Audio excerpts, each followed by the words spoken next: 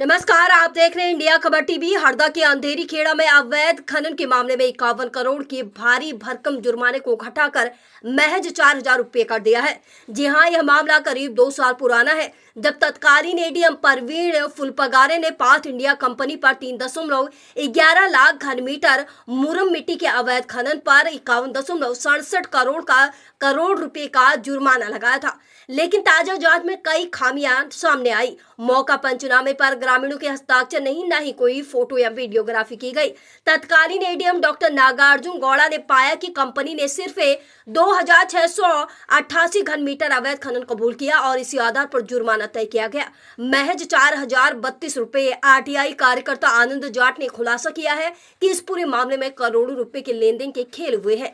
अब उन्होंने इसकी शिकायत केंद्रीय कार्मिक विभाग नई दिल्ली से करने की बात कही है। हालांकि डॉक्टर गौड़ा ने अपने ऊपर लगे आरोपों से साफ इनकार किया है। उनका कहना है कि आदेश दस्तावेजी साक्ष्यों और अधिवक्ता के तर्कों पर आधारित था। उधर खनिज विभाग की लापरवाही भी साफ झलक रही है। किसने वास्तव में खनन किया, यह अब तक स्पष्ट नहीं हो पाया। सवाल खड़ा है कि करोड़ों के नुकसान का जिम्मेदार कौन, और क्या इस पूरे मामले में एक बार फिर से बड़े स्तर पर जांच होगी। अवैध खनन के इस घोटाले ने हरदा जिले में हड़कंप मचा दिया है। अब देखना होगा कि आगे की जांच किस कटघरे में खड़ा करती है। हरदा से मोइन अख्तर की खास रिपोर्ट। नितेश जी, आपने कहीं कोई जानकारी निकाली जिसमें करोड़ों का जो है भ्रष्टाचार पाया गया है और एक आईएएस ऑफिसर पर आरोप लगाने की बात कही, क्या कुछ पूरा मामला? देखिए, मुझे कुछ दिन पहले सरकारी विभाग के कुछ अधिकारियों ने बताया कि हमारे साहब जो हैं, साहब पूर्व में जो साहब रहे, उन्होंने 10 करोड़ रुपए लेकर एक मामले का सेटलमेंट किया है। उन्होंने पाथ कंपनी का नाम लिया और मुझे उसके बारे में बताया। जब मैंने उसके दस्तावेज निकाले तो वो जानकारी सही पता चली और दस्तावेज ऐसे निकले हैं कि एक पाथ कंपनी है जिसको 12,70,000 घन मीटर खनन करने की अनुमति थी, लेकिन उस कंपनी ने 3,44,520 घन मीटर की अतिरिक्त खनन इन्होंने किया। इसके लिए अपर कलेक्टर साहब प्रवीण फुलपगारे थे। उन्होंने फरवरी 2023 में इस कंपनी को नोटिस भेजा था कि आप जो है इसके लिए आपने जो अतिरिक्त खनन किया है उसके बदले में आप 51 करोड़ 67 लाख 67 लाख और 64,520 रुपये की पेनल्टी जमा करें, है ना। इसमें आधा शुल्क जो है पर्यावरण क्षतिपूर्ति और आधा शुल्क रॉयल्टी की क्षतिपूर्ति के लिए था।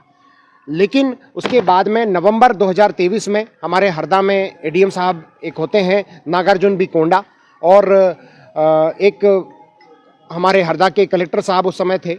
उन दोनों के तालमेल से इस मामले को निपटाया गया। खैर, इस पूरी शीट में गर्ग साहब का नाम कहीं पर नहीं है, लेकिन चूंकि कलेक्टर थे तो उनका इन्वॉल्वमेंट इसलिए हम मान भी सकते हैं क्योंकि उनके कर्मचारी उनका नाम ले रहे हैं। और इन्होंने एडीएम कोर्ट ने जो है इस मामले को, आप भरोसा नहीं करेंगे कि 51 करोड़ के मामले को यदि ये 10 करोड़ 5 करोड़ में निपटाते, सॉल्यूशन उसका कर देते तो बात समझ में आती, लेकिन इन्होंने मात्र 4,032 रुपये में उसका सॉल्यूशन कर दिया। अब यहीं से स्पष्ट हो जाता है कि कहाँ 51 करोड़, कहाँ 4,032 रुपये। इसमें निराकरण होता है तो वैसे ही शक की गुंजाइश पैदा हो जाती है। आपके अनुसार कितने का भ्रष्टाचार? देखिए, इसमें देखा जाए तो यदि 51 करोड़ की पेनल्टी है तो इसको कम से कम 10 करोड़ 20 करोड़ में इसका सॉल्यूशन होना चाहिए था, इसका निराकरण होना चाहिए था।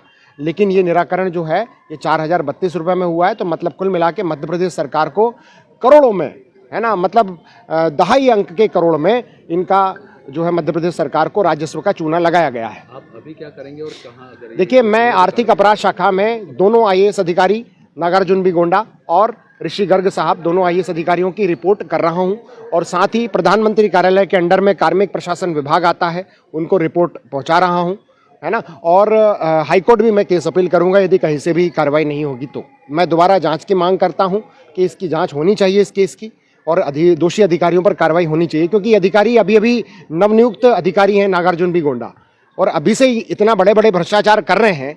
तो ऑब्वियसली बात है कि आगे जाके जब इनको जिले की कमान और प्रदेश की कमान मिलने लगेगी तो ये फिर और बड़ा भारी भ्रष्टाचार करेंगे। इससे संबंधित कौन सी सड़क थी जिसको बनाने के लिए खुदाई हो? ये नेशनल हाईवे NH 47 जो है, इसके लिए इसके खनन किया जा रहा था इसके लिए।